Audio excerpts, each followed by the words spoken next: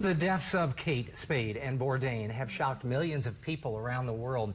Suicide prevention is a national interest, and Mid-Missourians are trying to make a difference. Yeah, KOMU8's Lindsey Wilkerson is in the studio to show us one Columbia advocate using her own experiences to shed light on an important issue.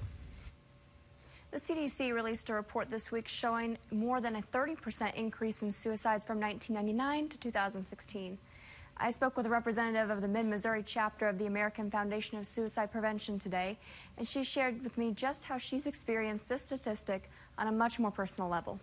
My brother found music to be his way of getting his feelings out.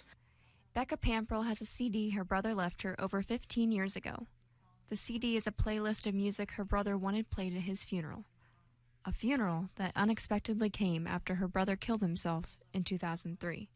Since then, she uses his memory to advocate for suicide prevention. For so long, the stigma around his death made it so that I didn't talk about him. And I realized that I needed to start talking about him because I was proud of him, and I don't want others to feel that way either. Pamperl will represent Mid-Missouri at the American Foundation of Suicide Prevention's Advocacy Forum in Washington, D.C. next week. She'll speak to lawmakers and public health officials. Sometimes I wish that I could go back to that time.